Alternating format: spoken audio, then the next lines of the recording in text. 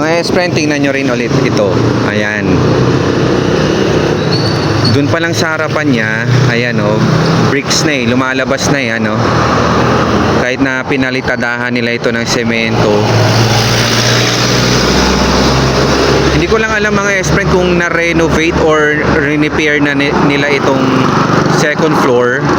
Pero naniniwala ako na hindi ganito yung original nitong itsura. Kasi kung pagbabasehan ko lang ito ha, ayan, di ba ganyan talaga yung mga common na ibabang bahagi ng mga bahay na itinayo sa panahon ng mga Kastila.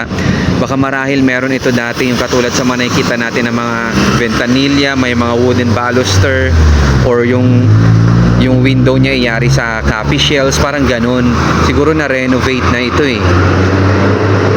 Ayun pa yung bricks talaga niya eh. Tsaka yung itsura ng pintuan, ganyan na ganyan yung mga, alam mo yon, yung mga pintuan ng mga bahay talaga na yari noon sa panahon ng mga Kastila eh.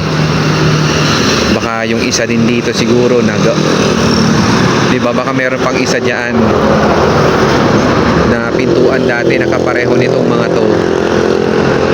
Ngayon wala na, nagiba na.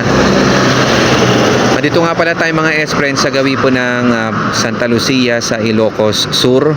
At ang inyo nakikita, yan po yung kanilang simbahan.